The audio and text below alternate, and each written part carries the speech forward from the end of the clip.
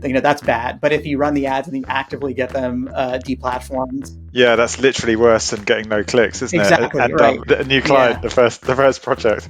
We are all about mistakes on this show, and you've sent one through to us about Google Ads. Now, Google Ads is for someone who deals with data and engineering. Yeah. Google Ads sounds like the logical step in a career for a young John O'Matusky.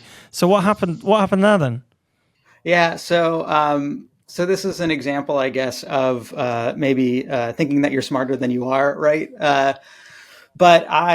So post Cuba, like I mentioned, I was working with a bunch of startups, kind of helping with chief of staff, process development, software implementation, and things like that. I generally don't have a ton of official experience in marketing specifically per se.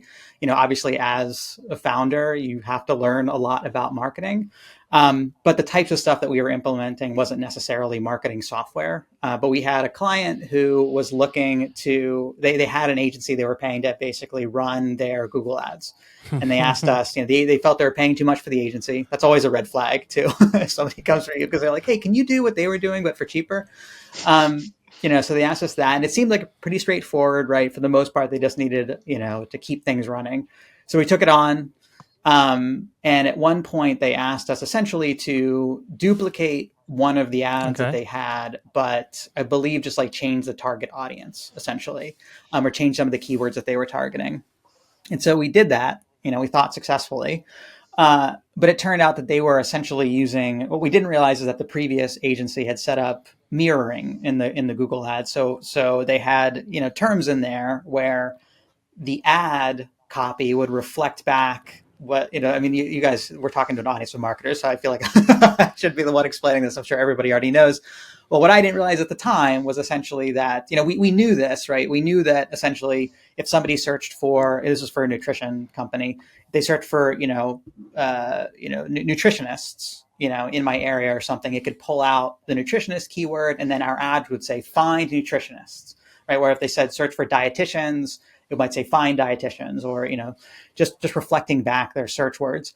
What we didn't realize is that we hadn't filtered out competitors, and we, in our keywords, had added certain competitor mentions. So if somebody searched for a competitor of our company, they would see our ad, but it also meant that we could potentially reflect back the name of that competitor in our ad, right? So if they looked for like, Noom help page, we would in the ad say, click here for Noom, not click here, but like Noom help page, right? So people were clicking on our client's ad thinking, because it said literally the name of the competitor they had searched for. And I guess enough of those got reported to Google that their account got flagged, which is like an extremely rookie mistake, right? How much did the account spend?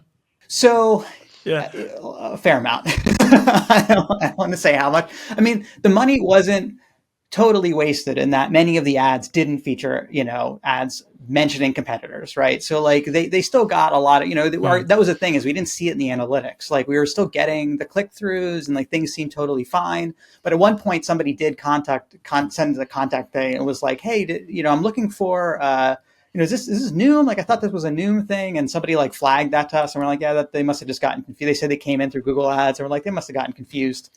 And then, we got a flag from Google. Basically said they took our account down, and so that was a stressful couple of months. It was like figuring out how to deal with that. But the client was fairly understanding. We gave them a little bit of a discount on our services and said that we would, work pro bono and get things back up and running. And we did manage to get them back on Google Ads after a couple of months. But it was just, one of those experiences where,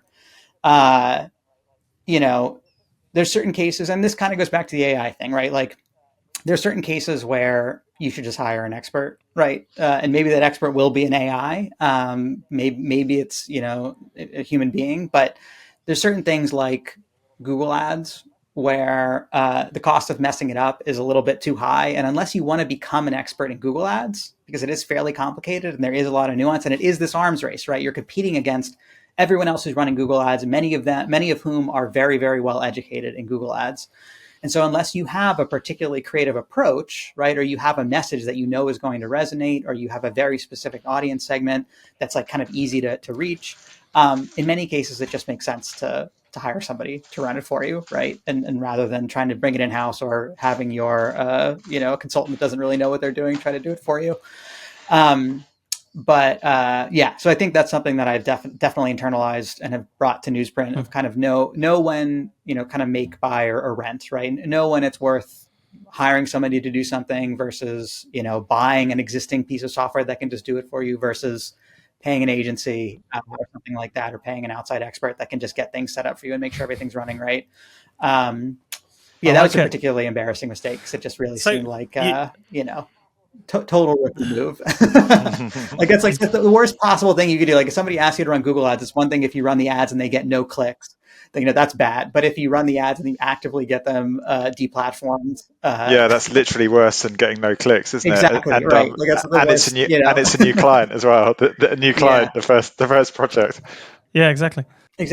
Yeah, we just turned off. Yeah, exactly. We saved them a couple months of marketing spend.